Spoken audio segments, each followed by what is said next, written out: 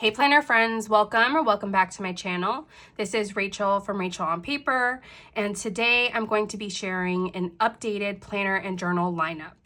Things have changed a bit since I filmed my initial lineup for 2025, and since it's the beginning of the second quarter of 2025, I thought it would be a great opportunity to sort of revisit what I'm using for my journals and my planners, and talk a bit about why my initial setup didn't feel like it was quite working for this season of life that feels a bit transitional. So if that sounds good, let's jump right in. Let's start with my journals. Now, if you saw my initial setup video for 2025, you'll know that I was in a headspace of wanting to have a more minimal and streamlined journaling system for 2025. And at this point in the year, 3 months in, I've realized that that streamlined system wasn't working for me and it felt too confining, especially because I have been consistent in some of these core journals. And so we've added a few. So let's step back and start with the journals I began 2025 with, and then I'll talk about the ones I've added since.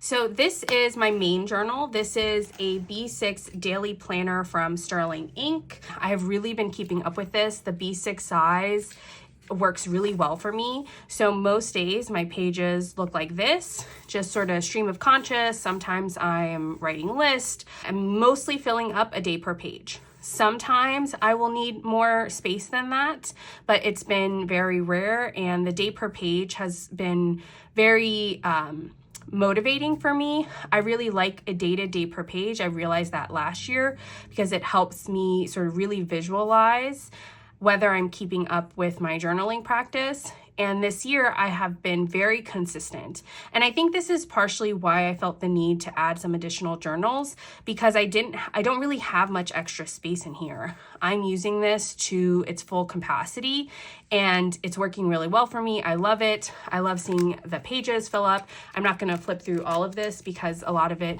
is more personal. Again, because of that, I just didn't feel like I had the space for that additional sort of fun journaling that is less consistent on a daily basis, but I do, a couple times a month. But again, regardless, just didn't feel like it was fitting in here. So again, that's my daily journal. This is from Sterling Ink. I have this in a B6 Appunto from Giulio Forense. This is in the purple Apoca. I've had this for a couple years now and I love this cover.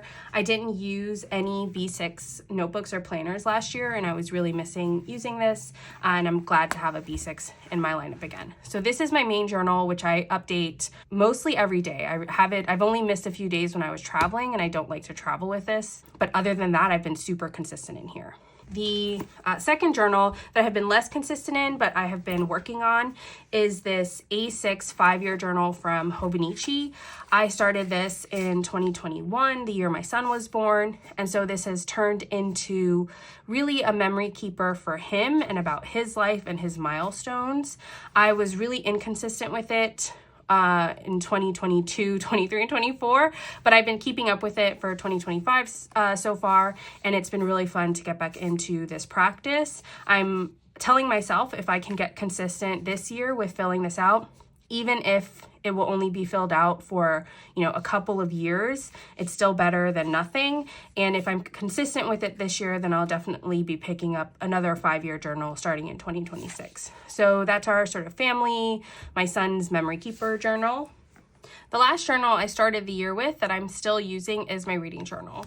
This is an A5 Stylogy from Sterling Ink. I have this in a clear cover from Catspresso Co. You can see the pattern here on the back better since I have stickers on it.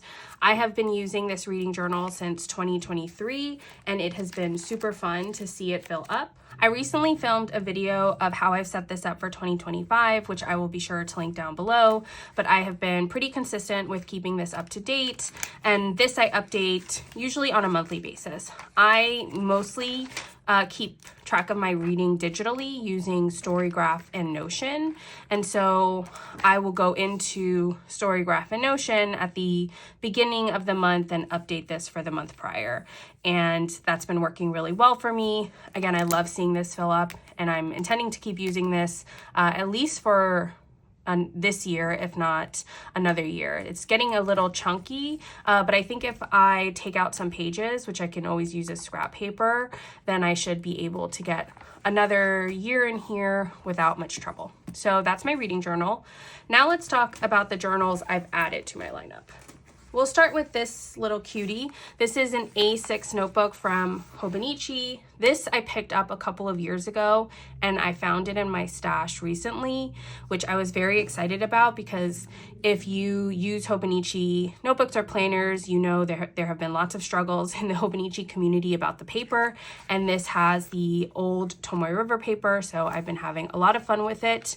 I have just started setting up this notebook, so there's not really much to show, but my intention is to use this as an ink journal. I was doing ink journaling in my 2024 Hobonichi cousin, and now that I've archived that and it's sort of sitting in a box on my shelves, I've realized that I want a more permanent ink journal that I'm hoping can last me like year to year. I just want to have swatches of all the inks I have and the samples I have. It helps me remember sort of what they look like on this paper, and as I'm refilling my fountain pens and trying to make sure I'm using all the inks I have, having that ink journal readily accessible is really useful. And so this has been a project I've been very slowly working on. I actually started this in another notebook and I didn't like how it was coming out. And then I came across this notebook in my stash as I was reorganizing my office. And so I was very excited and decided to use this as an ink journal. As you can see, I really have just started setting this up. And so if you're interested, let me know down in the comments. I can definitely film a setup of this or a flip through once I have finished the setup, which will probably take me another couple of weeks. So this is my ink journal, my soon to be ink journal. And then next I decided to set up a commonplace notebook. I have always loved the idea of commonplacing, but was always overwhelmed by it, and it never quite fit with my system. And something about watching some commonplace setups on YouTube really clicked with me. I was actually watching Linda from Linda Loves Creating. I'll be sure to link down to her channel below. She had a setup of a commonplace book that seemed really minimal and one that would work for my needs. And so I was also missing my traveler's notebooks. I didn't have a traveler's notebook in my setup this year, and I have a ton of inserts and accessories, and so I decided to use an insert I had to set up a commonplace book. Now this setup is also pretty new and in progress, but this is what it looks like. And as I fill this up more, I will definitely film a video of this setup, but the goal is to just write quotes from books I'm reading, quotes from articles I'm reading, or just quotes I come across. I also was planning to write out some poems, and so my plan here was to just write down things I wanted to add to my commonplace book on sticky notes, and then when I have time I will sit down and add them here. Like I have a bunch of quotes about reading in my reading journal that I wanted to copy into my commonplace book.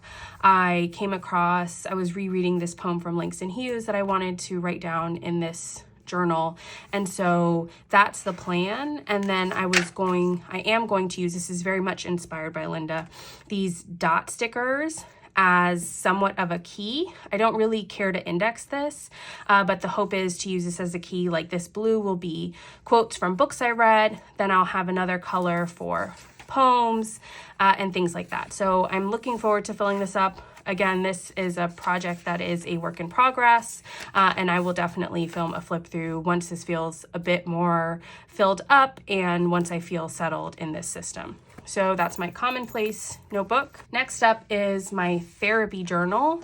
This is an N1 notebook from Sterling Ink. This is the half year size. I think it's 270. Let me see. Actually, these are numbered. 270 pages. 269 grid pages. And I have been using this as a therapy journal. I'm not going to show it. I keep it open. I do sort of telehealth therapy, and if I have any therapy homework, I will also do it in here. I like having this in a separate space, and it just lives on my desk and I pull it out when I need to. And then last but not least is a new journal that I recently picked up that I haven't even like cracked open yet. But my plan here is to use this. This is a B5 Leuchtturm 1917 dot grid notebook. I love Leuchtturm. I haven't used a Leuchtturm notebook in a while.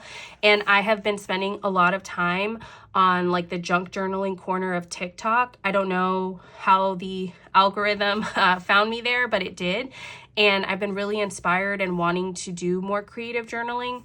I did some of that in my Hobonichi cousin last year, but again, because I have been so consistent with my daily journal, the B6 Sterling ink, I don't have the extra pages to be sort of playing around with stickers or doing that type of like creative journaling that can also really bulk up a notebook. So my thinking here was I would use this notebook and just, again, use it as I want to and slowly fill it up over time. For these latter notebooks, obviously my therapy notebook I'm working in once a week, but these, my commonplace book, my ink journal, and this creative junk journal are all ones that I'm trying to put very little pressure on myself to keep up on any type of consistent basis. I want to be flexible with myself so that way I, touch them when I want to, I play with them when I want to, but I don't stress myself out. Journaling is one of my favorite, most preferred creative outlets and hobbies, and I don't want to make it stressful or feel like a chore. And so the goal is to just have these on my desk, and when I want to work on my ink journal, when I want to work on my commonplace journal, I will pick them up. My intention is to try to work on the ink journal and commonplace journal maybe once a month. And that's because I really want to be able to see my inks, and I have been trying to like streamline and destash my office, and so swatching all my inks is a great way to help me remember what I have and make sure I'm not buying duplicates of anything. And so I want to do that soonish. And then my commonplace journal really just helps me remember what I've read, and I'm trying to slow down my reading a bit this year to better process what I'm reading and to let it really sit with me and let my brain sort of stew on some of the ideas. And by copying quotes, that really helps with that practice too. So these are the journals I've added. Again, my journal stack has gotten quite big over the last few months, but I'm having a lot of fun with it. And again, I'm trying to put very little pressure on myself in terms of keeping them up to date on a regular basis. Let's talk about my planners. This is a completely different setup than what I started the year with. And if you're surprised, so am I. I made grand intentions in my 2025 planner lineup video that I was going to stick with what I started the year with. I really wanted 2025 to be the year that I was in one planner for the entire year, and that just wasn't in the cards. And I really fully believe that if something isn't working for you, you should switch it up. I say that because planning is key to how I function in my day-to-day life. And if something's not working for me, I'm not going to use it, which means balls will get dropped. I won't be on top of stuff. And that is just not a good feeling. And so we have changed things up, and this is my current planner stack. This has been working well for me for the last 6 weeks or so. And so I want to talk about sort of this setup, and then I am planning to film a separate setup video of my sort of core planners, which I think of as this Bible-sized plotter and my Hobonichi Weeks. So let's start with my work planner. So this is a B6 Stalogy. I have this in a Moterm cover. This is the veg tan leather. I think this is the chestnut color, but I will double check and write it down in the description below. And I also have in here this B6 Slim monthly booklet from Sterling Ink. The only reason I picked up the B6 Slim booklet instead of the B6 is because the B6 was sold out. So I think I would definitely get the B6 next year, but this works just as well. It fits in this cover, and it gives me that dated monthly, which I use to sort of scope out my work. Here, my goal is to keep an eye on the big events and deadlines I have coming up. Like I have a conference at the end of the month. I have to present a conference paper at this conference. And so I have this here because this is really like this helps me prioritize what I need to be working on in the weeks leading up to it. I haven't completely filled this out. The setup is like only a couple of weeks old, and I only got this a couple of days ago.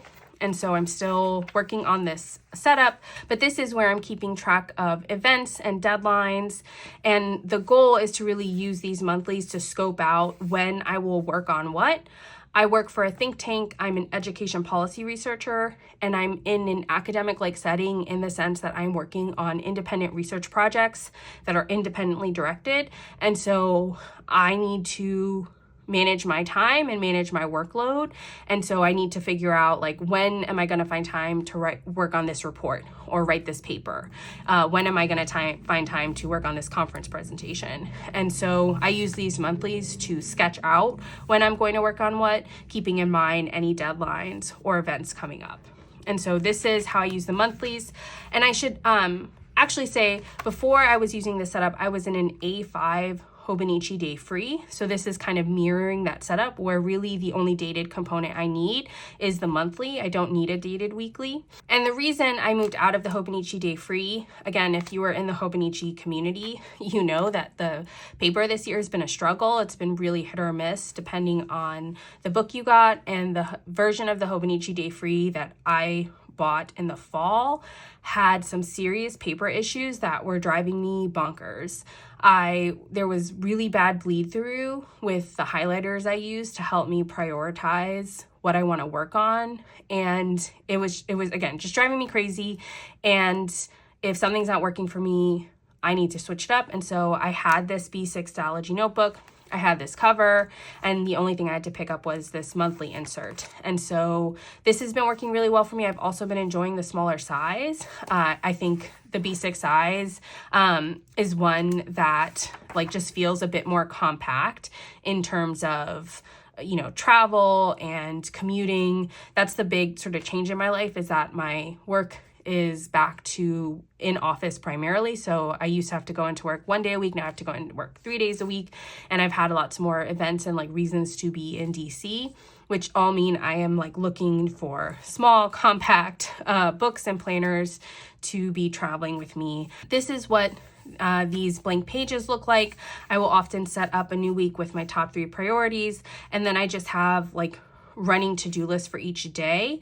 I keep my like full running to-do list and project to-do list in Notion, and then I update that weekly and reference it, and then pull out what I need to get done that week and what I need to get done each day. And then I will usually use 2 pages over a week for that planning, and then I'll just use, you know, however many pages I need for miscellaneous project notes or longer project to-do list or meeting notes. And again, I keep those project to-do lists in Notion, but sometimes it feels good to just like write that down on paper, get it out of my brain, like all the 10 things I need to get done for a project, and then I will transfer that into Notion. So that's why you don't really see any tabs here, because I don't really reference much of what I've written. It's more so the process of writing that helps me remember.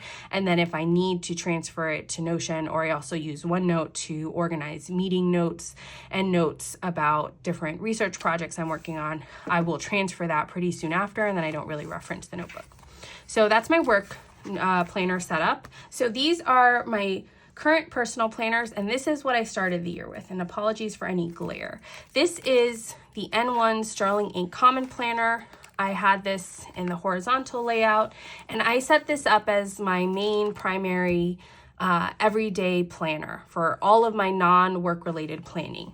I do some work stuff will find its way in here, but I really value the separation of work and personal planning.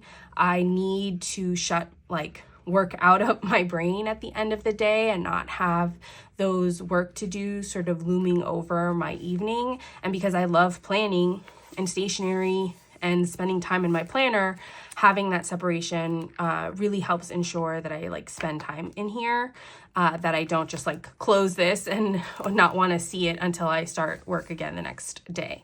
So I was using this and it was working well enough. I think one of the biggest challenges for me with any bound book is that I will sometimes limit myself in terms of how much I'm writing in it, because I'm concerned about not having enough space.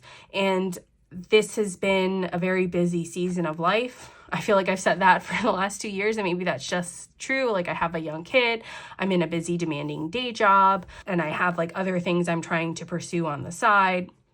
And so because of all of that, there's just like lots of things going on in my brain. I also have ADHD, and I just like getting things on paper just helps sort of quiet my brain a bit. And I was feeling the need to write a lot of things down, and this was feeling limiting. I was also relying on this Plotter Mini a lot. So I started the year with this. This is the Plotter Mini 6, and I was using this a ton for all of that extra note taking. In part because the Plotter Mini like has this paper that I just didn't feel bad about wasting if it was like a messy note, or again, just something I wanted to get on paper. So I would not be concerned I would forget it, but didn't quite know where it fit in my planner system. I was using this book for, and it was working well for me in the sense that I was using it a ton. I was using this a lot more in the beginning of 2025 than I anticipated. And then it was starting to feel a little cramped. So that's where this Bible size plotter comes in. I basically took the setup that I had in this mini and recreated it in this Bible size plotter. And this has taken the place of the notes pages back here. So everything that I had been writing in these notes pages in my common planner is now in this Bible size plotter, and the dated stuff from the common planner is now in this Hobonichi Weeks. So let's talk about this briefly. So I'm using the Hobonichi Weeks. This is an April start. I was really hoping the April start Hobonichi planners would have less issues with the paper, but as you can see, like there is still more like ghosting and a little bit of bleed through than I'm used to. And these are just mild liners. Like these are mild liner highlighters that I have used in Hobonichi notebooks forever. And I compared them to previous year's Hobonichi planners, and this is definitely worse, but it's not like I can't use it. It's not as bad as my Hobonichi Day Free that I was using for work that felt like unusable in some ways. This is working very well for me. I also just missed having a Hobonichi planner in my lineup, and I missed the Hobonichi Weeks. I used the Hobonichi Weeks for my main planner, my main personal planner for like 3 or 4 years.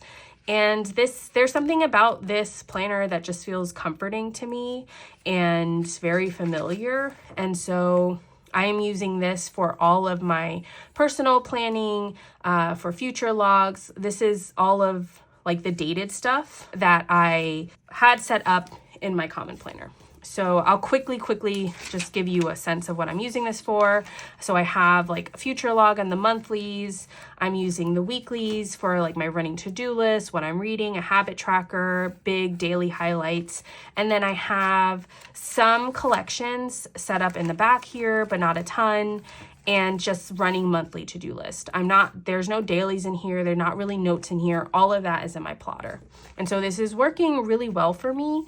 I think in part because I have the plotter as a companion, and I take these 2 books with me basically everywhere. And this feels really slim and portable and very functional, in large part because the plotter pages are ones I can swap out. So I just never feel that self-censorship with the plotter because I know that I can like quickly, swap out pages and all of a sudden have a bunch of new like blank pages to work with. And so I just don't worry about like writing things down too much. So this setup, and I'm going to film a longer setup video of these 2. And how I'm using them. But essentially I'm using this I have some collections in here that are more like fluid that I don't want to set up in here. Like basically anything that I think I might need to rewrite multiple times in a year is gone in the plotter. I am using this for dailies, which is a big change, and I'm really loving it, again, because I'm just not concerned about how much space I'm using or not. I feel very free with my dailies. And so that has been a great change. I am taking some reading notes in here. In part, because I don't take my reading journal with me everywhere. It's big, it's chunky, but I'm reading constantly. I listen to audiobooks constantly. I always have my Kindle with me, or I'll have a physical copy of a book that I'll read during lunch. And I love taking reading notes while I'm reading and having a notebook open so I can remember what I loved about a book, what's working for me, what's the book trying to do, like all of the sort of like things going on in my mind as I'm reading. I love having this space for and not needing to carry my reading journal with me. And I love having it organized by all of the books I've read here. And the plan is to find some like archive binder and just move this out as this gets filled up. And so I'm taking reading notes in here. I have just miscellaneous notes. And then this back last section I'm using just for, again, miscellaneous work notes or maybe some journaling. I don't know. These last two sections have been really fluid, but this like very fluid and flexible setup has been working really well for me. So this is my plotter and my Hobonichi Weeks. So these are all the planners and journals I am currently using. Let me know what you're using down below, if your setup has changed at all since the beginning of the year. If you have any questions about anything, please leave them down in the comments below. So yeah, it was great chatting with you. If you've stayed with me this long, thanks for hanging out, and talk to you all soon. Bye now.